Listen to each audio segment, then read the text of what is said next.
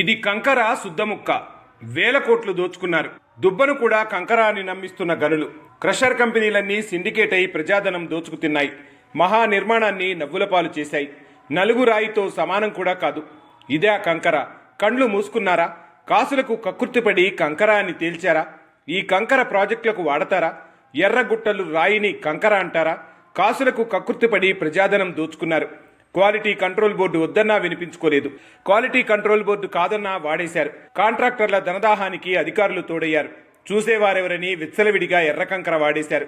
మహా ప్రాజెక్టును సర్వనాశనం చేశారు. అది కంకరే కాదు, ప్రాజెక్టులకు సరఫరా చేశారు. మన్ను మశానం తప్ప కంకర అసలే కాదు. అవును అవును అని తల ఊపే అధికారులు. వరంగల్ గుట్టల్లో బలమైన బండలే లేవు. కంకర తయారు చేయడం సాధ్యమే కాదు. గులకరాళ్లను కంకర అని సరఫరా చేస్తున్నారు. ఎర్రగుట్టలు తొలచి కంకర అని నమ్మిస్తున్నారు. కాంట్రాక్టర్లు అధికారులు పంచుకు తింటున్నారు. ఇదే కంకర ఓ పెద్ద ప్రాజెక్టులో కూడా వాడారు. ఇప్పుడు నేషనల్ హైవేల నిర్మాణానికి వాడుతున్నారు. ఇంటికి ఏమాత్రం పనికిరాదు. ప్రాజెక్టుల నిండా నింపేశారు. ప్రాజెక్టుల నిర్మాణం అబాసుపాలు చేశారు. ప్రజాధనం నీళ్లపాలు చేశారు. సగం వాటాలు అధికారుల చేతుల్లో పెట్టి చేతులు దులుపుకున్నారు. తెలంగాణలో కాంట్రాక్టర్ల బరితెగింపు, అధికారుల కాసుల కక్కుర్తి మూలంగా ప్రజాధనం పెద్ద ఎత్తున దుబారా అవుతుంది, దుర్వినియోగం అవుతుంది. ప్రభుత్వానికి నాణ్యమైన కంకర సరఫరా చేస్తామని చెప్పి టెండర్లు దక్కించుకొని పనికిరాని కంకర సరఫరా చేస్తున్నారు. శుద్ధ కూడా అంతో ఇంతో నయమైనంత నాసిరకం కంకర సరఫరా చేశారు. అసలు దాన్ని కంకర అని ఎలా నిర్ధారించారో, ఎలా కంకర అని కాంట్రాక్టర్లు నిర్ణయించుకున్నారో అర్థం కాదు. కంకర పేరుతో సరఫరా చేస్తున్న దానిని అదే కంకర అని అధికారులు ఎలా నిర్ధారిస్తున్నారు, ఎలా ఎందుకు అనుమతులు జారీ చేస్తున్నారో తెలియకుండా పోతుంది. గత 10 ఏళ్ల కాలంగా ఈ దుబారా వ్యవహారం విపరీతంగా సాగుతుంది. సహజంగా ఏ నిర్మాణానికైనా సరే నాణ్యమైన కంకర కావాలని కోరుకుంటాం. మంచి కంకరలో చిన్న డస్ట్ కూడా ఉండకుండా జాగ్రత్త పడతాం. ఈ కంకర తెచ్చుకున్న తర్వాత ఏమాత్రం అనుమానం వచ్చినా తిరిగి వాపస్ పంపిస్తాం. మరి అలాంటిది తెలంగాణ ప్రభుత్వం చేపట్టే అనేక కార్యక్రమాలకు అధికారులు దగ్గరుండి పనికిరాని, ఎందుకు పనిచేయని కంకరను ప్రోత్సహిస్తున్నారు. కంకర అంటే ఏళ్ల తరబడి మన్నేలా ఉండాలి, చెక్కు చెదరకుండా ఉండాలి, గాలి నీటి కోతను తట్టుకోగలగాలి, దశాబ్దాల తరబడి బలంగా దృఢంగా ఉండాలి. నిజమైన రాయితో తయారైన కంకర 100 సంవత్సరాలైనా సరే గట్టిగా ఉంటుంది. నిర్మాణాలను పటిష్టంగా ఉంచుతుంది. ఇంటి నిర్మాణాలకే ఇన్ని రకాలుగా ఆలోచిస్తాం.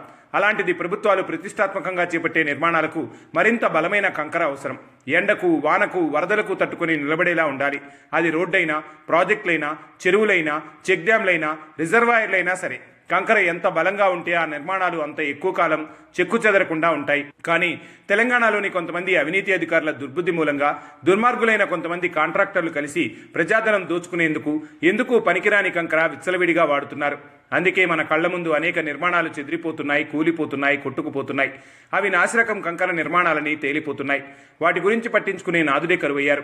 ఎంతసేపు రాజకీయాలు తప్ప వ్యవస్థలో నిటారుగా నిలబడాల్సిన అధికారులు ఎందుకు వంగిపోతున్నారు, ఎందుకు ఇంత లాలూచీగా వ్యవహరిస్తున్నారు, భయం లేకుండా వ్యవహరిస్తున్నారు అనేది కూడా ఇక్కడ ప్రభుత్వం దృష్టి సారించాల్సిన అవసరం ఉంది. ముఖ్యంగా తెలంగాణలోని కొన్ని ప్రతిష్టాత్మక ప్రాజెక్టులకు, రోడ్ల నిర్మాణాలకు ఎందుకు పనికిరాని ఎర్ర కంకరను సరఫరా చేస్తున్నట్లు ఆరోపణలున్నాయి.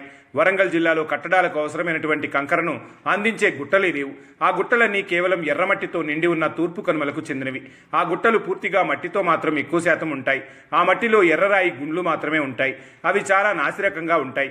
అవి నిర్మాణాలకు ఎట్టి పరిస్థితుల్లోనూ ఉపయోగార్హం కాదు. కంకర తయారు చేసే గుట్టల్లో పెద్ద పెద్ద బరువైన బండలుండాలి. కొన్ని ఎకరాల్లో విస్తరించి ఉండే బండ నుంచి మాత్రమే కంకర తయారు చేయాలి. కానీ గుండ్లతో కూడిన గుట్టలను కాంట్రాక్టర్లు ఎంచుకోవడం, వాటికి అధికారులు పర్మిషన్లు ఇవ్వడం జరుగుతుంది. అలా కొండలు తవ్వేస్తున్నారు. అటు మట్టి, ఇటు ఎర్ర గుండ్లతో తయారు చేసిన కంకరను సరఫరా చేస్తున్నారు. కోట్ల రూపాయలు సంపాదిస్తున్నారు. నేటి దాత్రి పై చిత్రంలో చూపిస్తున్న ఎర్ర రంగు రాయిని కూడా కంకర అని ఎవరైనా అంటారో మీరే చెప్పండి. అది నిర్మాణాలకు వాడుకునే వాళ్ళు ఎవరైనా ఉంటారా?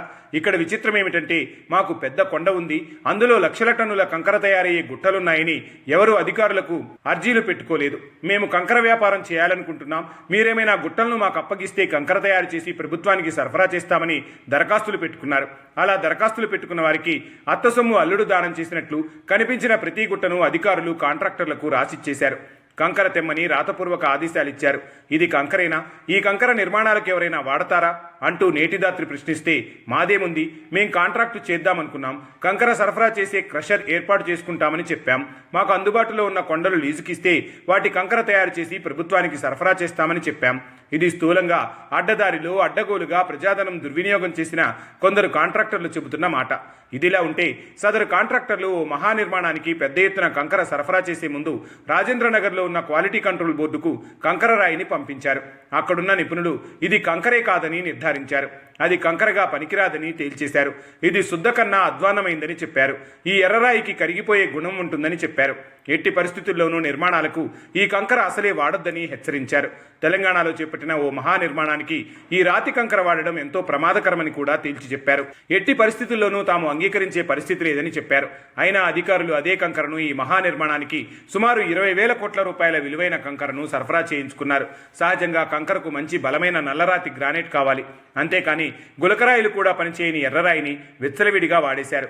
ఆ మహా నిర్మాణానికే కాదు, కేంద్ర ప్రభుత్వం నిర్మాణం సాగిస్తున్న జాతీయ రోడ్లకు కూడా వరంగల్ జిల్లాలో ఇదే కంకరను విస్తారంగా వినియోగిస్తున్నారు.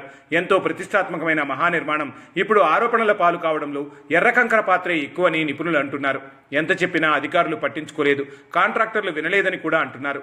ఏదైనా జరిగితే మొత్తం నిర్మాణానికే ప్రమాదం ఎదురవుతుందని తెలిసి కూడా అటు అధికారులు ఇటు కాంట్రాక్టర్లు బరితెగించారంటే సామాన్యమైన విషయం కాదు. ప్రభుత్వం ఇప్పటికైనా మేలుకోవాలి. ఈ దిశగా దర్యాప్తు సాగించాలి. ఎంతమంది కాంట్రాక్టర్లకు ఎన్ని గుట్టల అధికారులు అప్పగించారు, ఎన్ని కొండలు తొలిచేశారు, ఆ కొండల మూలంగా ఎంత కంకర వచ్చింది, రాజేంద్రనగర్ క్వాలిటీ కంట్రోల్ బోర్డు వద్దని ఆదేశాలు జారీ చేసినా ఎవరు పక్కకు పెట్టారు, ఎందుకు తొక్కిపెట్టారు, దీని వెనక ఎవరున్నారు? 1,000 కోట్ల రూపాయలు ఖర్చు చేసి మరీ నాసిరకం కంకర సరఫరా చేయడం అంటే నేరం కాదా? కాంట్రాక్టర్కు చెల్లించాల్సిన మొత్తానికి సమానమైన లాభంతో ఎంబీలు తయారు చేసినట్లు సమాచారం. సగం సగం వాటాలు అన్నట్లు ఇద్దరూ కలిసి 1,000 కోట్లు దోచేశారు. ప్రజాధనం నీళ్లలో పోశారు. ఆ కాంట్రాక్టర్లు ఎవరు? అనుమతులిచ్చిన అధికారులు ఎవరు? ఎంత కంకర సరఫరా చేశారు? ఎంత సొమ్ము దుబారా చేశారు అనే పూర్తి వివరాలు నేటి రాత్రిలో త్వరలో మీ ముందుకు.